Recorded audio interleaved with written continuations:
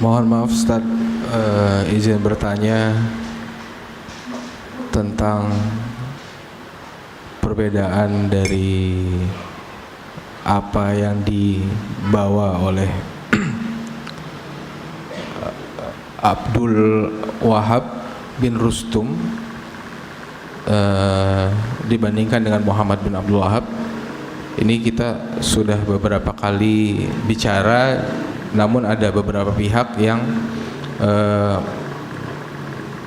menisbatkan memang Wahabi ini bukan kepada Abdul Wahab bin Rustum, namun kepada Muhammad bin Abdul Wahab, terkait dengan sejarah-sejarah kelam yang dimiliki, yang ada pada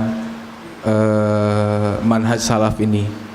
Saya secara awam juga tidak bisa menyampaikan apa-apa karena sangat fakir dalam ilmu ini, Ustaz. Mohon bisa dapat pencerahan dari Ustaz. Satu pertanyaan lagi tentang eksklusivitas yang dirasakan oleh masyarakat awam dalam gerakan sunnah ini, Ustaz. Seperti tadi mungkin disampaikan oleh Ustaz Yusbi, terasa dalam realitasnya terasa bahwa memang agak eksklusif, Ustaz.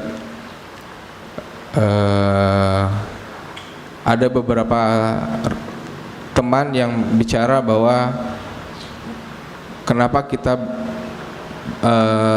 agak berlaku eksklusif, maksudnya tidak mau terlalu banyak berkaitan dengan orang-orang di luar, karena mungkin dari pihak-pihak mereka yang mengejar ilmu dan hijrah, mereka ingin betul-betul keluar dari pergaulan lamanya. Tapi di satu sisi lain terasa malah menjadi menjauhi, Ustaz. Apakah tidak sebaiknya kita merangkul dengan cara yang baik? Ini butuh penjelasan juga jadi Ustaz. Bagaimana caranya faktor eksklusivitas yang terasa di masyarakat ini memang harus dikikis dan kita bisa berbaur dengan yang lain gitu. Jazakallahu khair. Tadi yang pertama, apa perbedaan dakwahnya Abdul Wahab bin Rustum dengan Muhammad bin Abdul Wahab? Sebenarnya Bapak yang harus ditanyakan apa persamaannya, karena nggak ada samanya, Pak. Beda semua, Pak. Beda tempat kelahiran. Yang satu di Najd, di Tanah Haram, ya, di Najd, di Jazirah Arab. Yang satu di Maroko.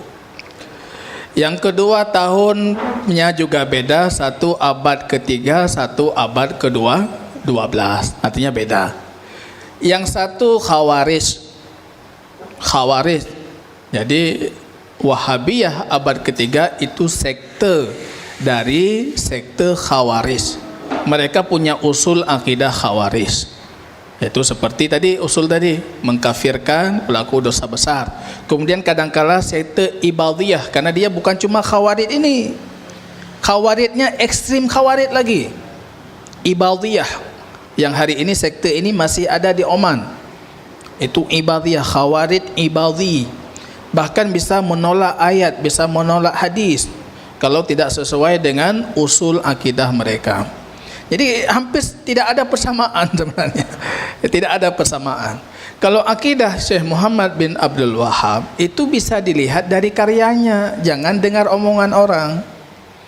Bukunya banyak. Kita mengatakan beliau tidak mencintai Rasulullah, beliau menulis 2 buku tentang sirah baginda Rasul. Mukhtasar fi sirah, Mukhtasar Sirah Muhammad. Dakwahnya itu semuanya beliau tulis. Yang menariknya kalau kitabnya Syekh Muhammad bin Abdul Wahab, justru beliau masalah dan dalil. Masalahnya ini dalilnya apa dari Quran, dalilnya apa dari Sunnah. Hanalih pokoknya, Pak. Misalnya kitab tauhid itu yang paling dibenci. Sebenarnya kalau Anda buka kitabnya, yang ada cuma ayat dan hadis, Pak. Anda mau benci yang mana nggak tahu, Pak. Di mana salah? Ada satu tungku dulu saya perlihatkan, nyopat salah, Pak. Cina tu nyopat salah. Kekalian phone ayat, kedua hadis, Pak salah. Pak salah, Pak. Di mana letak salahnya? Dakwahnya bisa ada, bisa kita telusuri. Ibnu Taimiyah dakwahnya bisa kita telusuri. Karya tulisnya itu hampir berapa? Hampir 200 sekian buku. Anda bisa mengkaji itu. Untuk apa Anda mendengar Ibnu Taimiyah misalnya mengatakan, di luar dikatakan Ibnu Taimiyah itu pernah memperagakan, turun dari mimbar, kemudian beliau mengatakan seperti ini Allah turun di sepertiga malam terakhir. Itu dusta. Yang mendustakan itu apa? Buku Ibnu Taimiyah mendustakan itu. Dalam Majmu' jilid keempat beliau mengatakan, siapapun yang mengatakan Allah turun seperti kita turun, Allah beristiwa di atas aras seperti kita beristiwa, maka dia adalah seorang ahli bid'ah. Dia pelaku bid'ah. Bahkan bid'ahnya bid'ah yang sangat mungkar, kata beliau. Itu kata Ibnu Taimiyah. Kalau tiba-tiba ada cerita mengatakan Ibnu Taimiyah mempraktekkan turun seperti Allah turun, itu dusta pasti. Karena bukunya mengatakan sebaliknya. Yang satu cerita, yang satu buku tulisnya. Yang mana kita percaya tentang akidah beliau. Ini kedustaan-kedustaan. Kelompok yang paling besar pengaruhnya dalam menyebarkan kedustaan terhadap Muhammad bin Abdul Wahhab dan Syekh Islam Ibn Taimiyah itu namanya Firqah Al-Ahbash.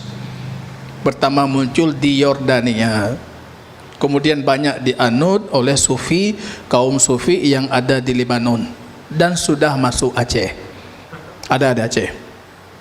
Saya kenal tokoh-tokohnya, saya kenal gerakan-gerakan mereka. Mereka dengan mudah mengkafirkan, langsung berkafir, yang kafir, fulan kafir, fulan kafir. Mudah sekali mereka mengkafirkan. Penganut Wahabi yang mereka maksud ajaran Muhammad bin Abdul Wahhab itu kafir, keluar dari ahlu sunnah, bahkan keluar dari Islam. Serampangan. Yang lucunya, mereka yang gemar mengkafirkan kemudian menuduh kita yang suka mengkafirkan. Awaknya tinggal berkafir-kafir kok. Kapan kita pernah mengkafirkan orang? Kaum muslimin di Indonesia itu kaum muslimin. Kita bermualat memberikan kepada mereka loyalitas atas ketaatan mereka.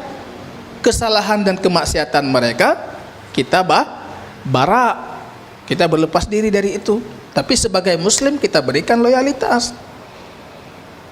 Jadi jangan ini, artinya kalau ditanyakan apa perbedaan, justru saya belum mendapatkan persamaan. Yang sama, lepat yang sama.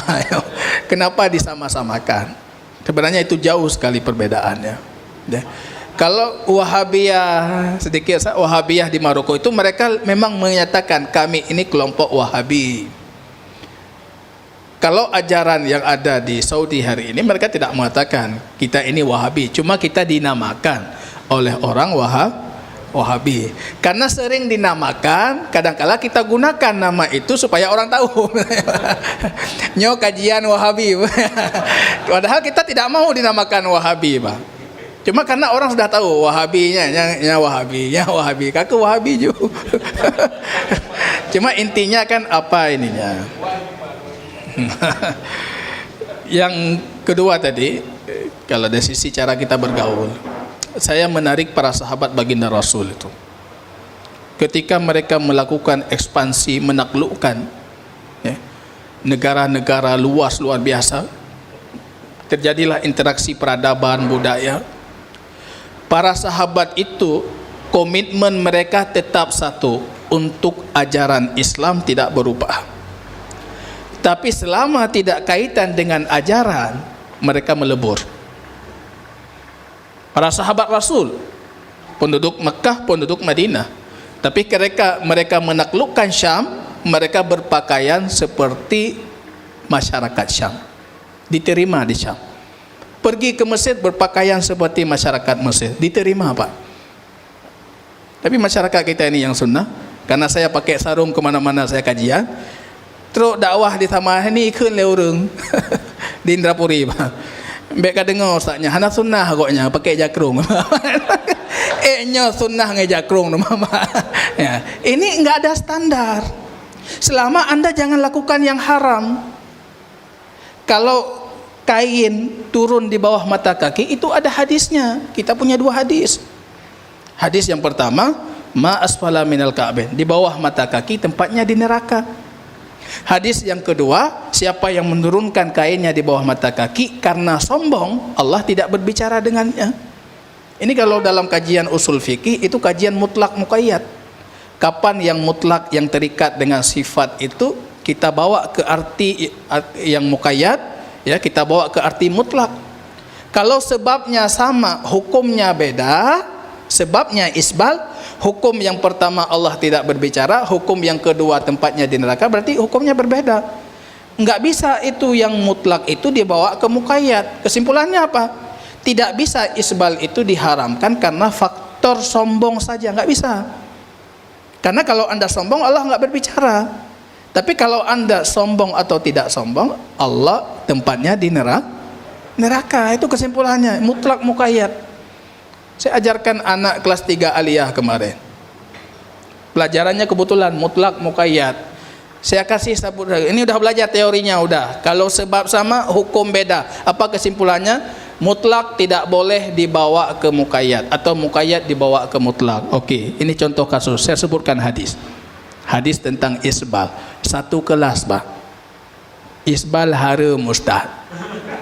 Kalau sombong, dosanya Allah tidak ajak bicara. Kalau tidak sombong, tempatnya di neraka. Karena mereka sudah saya bekali dengan ilmu memahami ayat tadi. Ilmu cara menggali dari hadis tadi, Pak. Keluar kesimpulan itu, Pak. Yang penting Anda jangan haram. Kita sanakan ukur kajiannya udah pakai jakrung ini, Pak.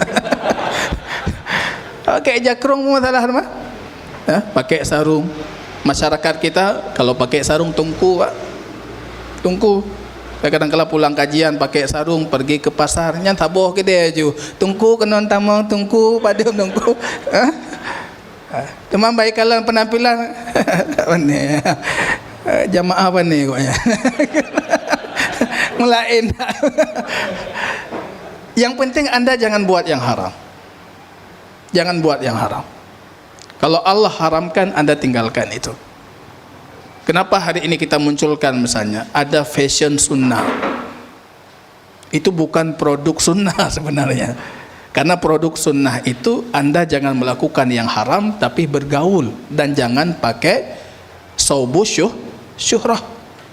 Saubu syuhrah itu apa? Kalau kata Syekh Ibnu Utsaimin, ini Ibnu Utsaimin, yang pakai jubah kata beliau di masyarakat tidak mengenal jubah. Ketika dia memakainya, pandangan tertuju kepadanya, itu masuk ke dalam hadis yang diharamkan. Man labisa saubu syuhrah albasahullah saubal mudillah yaumil qiyamah. Yang pakai baju karena ingin kemasyhuran, ingin dipandang oleh orang, ingin semua mata tertuju kepadanya, besok di hari kiamat Allah kenakan kepadanya pakaian kehinaan. Itu bukan perkataan saya itu perkataan Syekh Muhammad Ibnu Utsaimin. Maka setidaknya, karena kita sudah berada di keterasingan, orang menganggap kita berbeda, jangan terlalu dimunculkan perbedaan itu. Yang jid dapat sama maju, Pak. Yang jid dapat sama maju.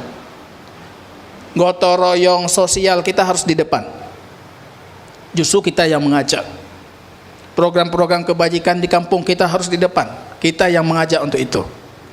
Orang akan mengatakan berarti masalah haji konkret koknya. Hana gejuk sedekah maulid konkret. Memang keyakinan roh hana lagi ya. Tapi dalam hal lain kita itu orang paling dermawan itu. Wallah ta'ala alam bisawab. Tentunya butuh banyak hikmah, butuh banyak usaha dan ikhtiar yang harus kita lakukan untuk bisa memberikan yang terbaik untuk dakwah Islam ini di masa yang akan datang.